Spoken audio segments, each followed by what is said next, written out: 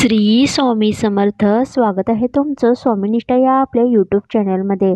स्वामी कृपेने तुमचा आजचा दिवस शुभ जावो व तुमच्या मनातील सर्व चांगल्या इच्छा पूर्ण होवोत ही स्वामींचरणी प्रार्थना करते आणि आजच्या या व्हिडिओला सुरुवात करते.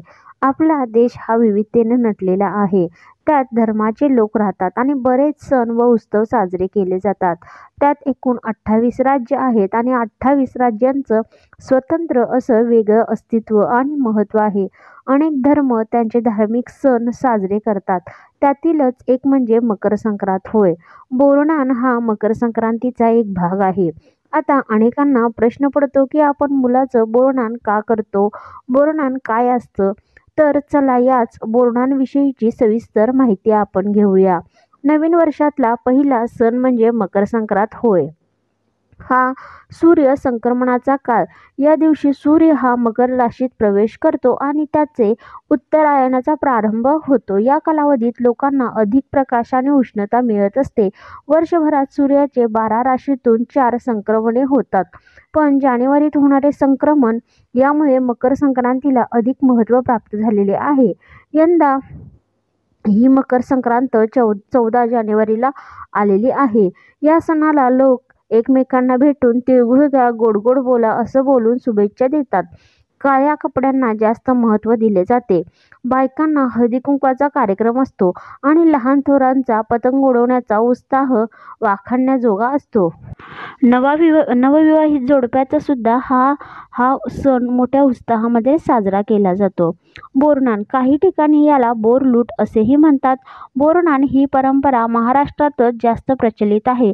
आज आपल्या सगळ्यांना उत्सुकता लागली आहे ती म्हणजे या परंपरेचे शास्त्रीय कारण जाणून घेण्याची. बोरनान म्हणजे काय? नवजात मूल जन्माला आल्यानंतर येणाऱ्या पहिल्या संक्रांतीला लहान मुलांना बोरनान घातले जाते. तसं तर हा एक उत्तमच शिशुसंस्कार मानला जातो. लहान मुलांच्या उत्तम आरोग्यासाठी आणि भरभरासाठी बोरनान घालण्याची पद्धत आहे. शास्त्रीय पद्धतीनुसार समजावायचे झाले तर या काळात वातावरणात अनेक बदल होत असताना लहान मुलांना होणाऱ्या हंगामी व्याधीपासून त्यांचे संरक्षण व्हावे, बदलत्या ऋतूची बाधा त्यांना होऊ नये म्हणून हा एक बोरनान सोहळा असतो. आनंदाचा. मुलं अगदी फुलाप्रमाणे सजवतात, नटवतात. हलव्याच्या दागिन्यांनी त्यांना सजवले जाते आणि क्षणिक सुखाचा आनंद मिळतो. त्यांचं औक्षण करून त्यांच्या डोक्यावरून बोर, ऊस, हरभरे, बत्ताशे, हलवा, तिळाच्या वड्या, चॉकलेट, बिस्किट्स असे सगळे पदार्थ टाकले जातात. आजूबाजूला बसलेली असतात ती म्हणजे बालक मंडळी. खूप मज्जा असते यांची. तो क्षणिक सुखाचा आनंद बच्चे कंपनी मनमुराद लुटतात. त्यालाच म्हणतात बोरनान. तथ्य तर हे आहे की लहान मुलांना बोरनान घातल्याने त्यांची परंपरेची आणि संस्कृतीशी नाळ बांधली जाते. तर या बोरनानाची एक आख्यायिका सुद्धा आहे. बोरनानाची आख्यायिका. मकर संक्रांतीचे महाराष्ट्रात एक वेगळेच महत्त्व आहे. संक्रांतीबाबत ही एक आख्यायिका सांगितली जाते ती म्हणजे फार वर्षापूर्वी एक शंकरासूर नावाचा राक्षस होता. गावातील लोकांना फार त्रास देत असे. त्याला ठार मारण्यासाठी देवीने संक्रांतीचे रूप घेतले आणि त्याला ठार केले. लोकांना त्याच्या जाचापासून मुक्ती मिळाली. लहान मूल हे कृष्णाचे रूप मानले जाते.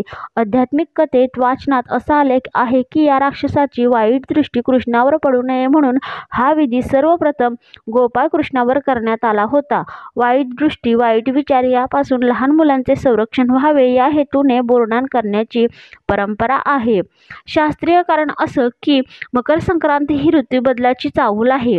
बदलत्या ऋतूचा परिणाम बाळावर होऊ नये, या ऋतूमधील फळे त्यांना चाखायला मिळावीत हा महत्त्वाचा उद्देश असा आहे.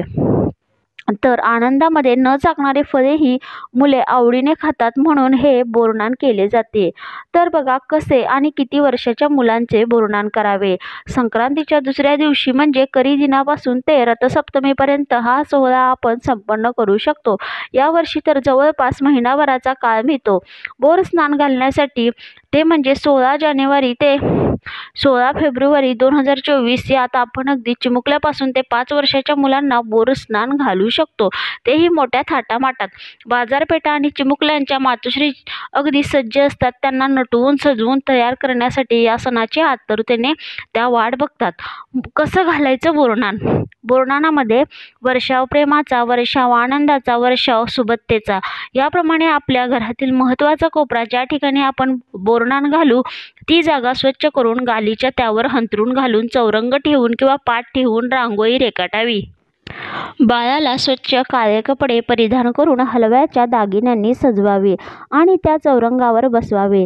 लहान मुलाला अथवा मुलीला पाटावर बसवून आपतेष्टाकडून त्याला ओवाळावे. मग बदलत्या ऋतूची बाधा होऊ नये म्हणून मिळणारे फळे, उदाहरणार्थ उसाचे तुकडे, बोर, भुईमुगाच्या शेंगा, वाटणाच्या शेंगा, ओले हरभरे, तसेच मुरमुरे, लाह्या, चॉकलेट, बिस्किट, तिळाच्या वड्या, हे सगळे पदार्थ एकत्र करून मुलांच्या डोक्यावरून टाकले जातात. उपस्थित मुलांना ते लुटण्यास सांगतात. इतर वेळेस मुले ही फळं खात नाहीत, म्हणून या निमित्ताने मुलांच्या पोटात हंगामी फळे जातात आणि पुढील वातावरणासाठी त्यांचे शरीर सुदृढ बनते, अशी शास्त्रीय कारणे यामागे सांगितलेली आहे. शिवाय घरी आलेल्या सुवासिनींना हळदी कुंकू लावणे, त्यांना वाण देणे, तिळगुळ देऊन शुभेच्छा देणे हा एक छोटेखानी सोहळाच ठरतो. एक गोष्ट आवर्जून सांगायची आहे ती म्हणजे बोरनान घालताना ते पदार्थ लहान मुलांच्या अंगाला लागू नये याची काळजी घ्यावी. हल्ली छत्रीचा सुद्धा वापर करतात आणि कामना करावी की माझं बाळ असंच कायम बाळगोपाळात हसू बागडू दे, सर्वांचा लाडका होऊ दे, आशीर्वाद मिळू दे. तर परंपरा टिकवण्याची खरंच गरज आहे का? बदलत्या जीवनशैलीत असणारा वेळेचा अभाव यामुळे हा सोहळा मोठे करणे शक्य होत नाही. तरी परंपरा टिकवणे ही आपली जबाबदारी आहे. त्यामुळे आजकाल छोटेखानी सोहळा होऊ लागलाय, म्हणून लोक एकमेकांच्या घरी जाऊन तो सण साजरा करतात. वर्षाच्या सुरुवातीला येणारा हा सण तिळगुळ घ्या, गोड गोड बोला असं म्हणून संपूर्ण वर्षभर तिळाप्रमाणे थोडं थोडं का होईना गोडवा निर्माण करण्याच्या, आपुलकी निर्माण करण्याचा, सलोखा टिकवून ठेवण्याचा प्रयत्न करतात. आरोग्याच्या दृष्टीने तिळगुळ हे अत्यंत लाभदायक ठरतो आणि वाण देण्याच्या दृष्टीने एक छोटंसं दान ही आपण दान करत असतो. तिळाचा तिळावा, स्नेहाचा गोडवा, बोरनानाचा मनवा, नात्यांचा मेळावा, करू साजरा या क्षणांचा गोडवा. या ओळीप्रमाणे आपणही आपल्या आयुष्यात एक नवचैतन्य निर्माण करून तिळाप्रमाणे हळूहळू एक एक कण आनंदाने जगूया आणि आपल्या आयुष्यात आनंदाचं वातावरण निर्माण करूया. हा संदेश या संक्रांतीच्या निमित्ताने सगळ्यांना देऊया. तर मैत्रिणींनो, मकर संक्रांतीच्या तुम्हाला व तुमच्या कुटुंबियांना खूप खूप शुभेच्छा. तुमच्या बाळाचे सुद्धा अशाच पद्धतीने बोरनान अवश्य साजरे करा. तर आपल्या चॅनेलवर मी अशाच प्रकारचे सण, वार, व्रत, वैकल्ये, उपाय, तोडगे यांची माहिती टाकत असते. तर अशाच प्रकारच्या नवनवीन व्हिडिओसाठी व्हिडिओला लाईक करा, चॅनलला सबस्क्राईब करा, तसंच समोरच्या बेल आयकॉनवर सुद्धा प्रेस करा, जेणेकरून व्हिडिओचं नोटिफिकेशन तुम्हाला येत राहील व तुम्ही माझा कोणताच व्हिडिओ मिस नाही करणार. तर झालेली सेवा श्री स्वामी समर्थ महाराजांच्या चरणी रुजू. श्री स्वामी समर्थ.